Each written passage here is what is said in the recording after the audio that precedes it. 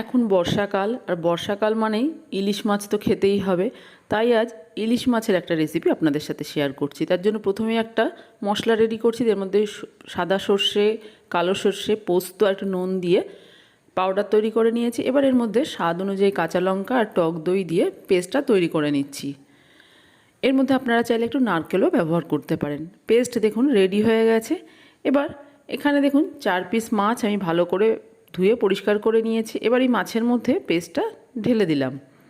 এবার এর মধ্যে দিয়ে দিচ্ছি পরিমাণ মতো হলুদ, নুন, সামান্য একটু চিনি দিলাম যেহেতু টক দই দিয়েছি, আর দিয়ে দিচ্ছি সর্ষের তেল। এবার এই সব কিছু ভালো করে মেখে নিতে হবে। ভালো করে মেখে নিয়ে 15 থেকে 20 মিনিট ঢাকা দিয়ে এভাবে রেখে দেব। তারপরে আমি রান্নাটা শুরু করব।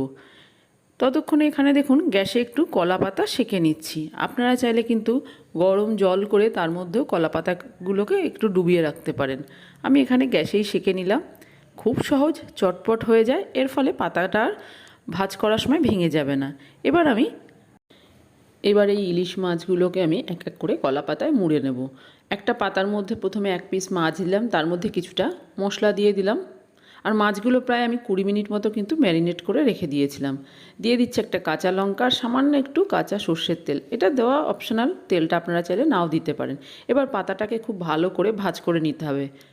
এমনভাবে ভাজ করতে হবে যেন ভেতর থেকে কিছু বেরিয়ে না যায়। একটা সুতো দিয়ে বেঁধে নেব।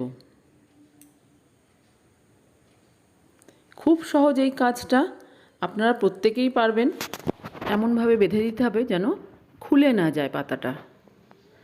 একটা মাছ দেখুন আমার পাতায় মোড়া রেডি হয়ে গেছে। আর এই একই রকমভাবে বাকি মাছগুলোকেও আমি পাতায় মুড়ে নিচ্ছি। সবকটা মাছ দেখুন কলা পাতায় মুড়ে নেওয়া হয়ে গেছে। এবার আমি ভাজা করব। তার জন্য গ্যাসে একটা প্যান বসিয়ে গরম করে দিয়ে দিলাম খুব সামান্যই সর্ষের তেল। তেল গরম হয়ে গেছে। এবার এর মধ্যে মাছগুলো দিয়ে দিচ্ছি। গ্যাসের ফ্লেমটা মিডিয়ামে রেখে ঢাকা চাপা দিয়ে ভাজা করে নিতে হবে। একটা দিক ভাজা হয়ে গেছে। এবার উল্টে অপর পিঠটাও ভেজে নিচ্ছি। ইলিশ মাছ সেদ্ধ হতে খুব বেশি সময় লাগে না, চটপট হয়ে যাবে। আবারও কিছুক্ষণ ঢাকা দিয়ে রেখেছিলাম। দেখুন মাছগুলো দুদিকটাই ভালো মতো ভাজা হয়ে গেছে। এবার এই মাছগুলোকে আমি তুলে নিচ্ছি। আর এই পাতুরি গরম গরম সার্ভ করবেন, খেতে ভীষণ ভালো লাগবে। একটা মাছ আমি আপনাদের একটু খুলে দেখিয়ে দিচ্ছি। সুতোটা আমি আগেই কেটে নিয়েছি। খেতে দেওয়ার আগে আমি সুতোটা কেটেই তারপরে খেতে দিই। খুব সুন্দর ঝাঁঝালো একটা গন্ধ বেরোচ্ছে, তার সাথে কলা পাতার গন্ধ, দারুণ লাগবে গরম ভাতের সাথে খেতে। অসাধারণ এই স্বাদ।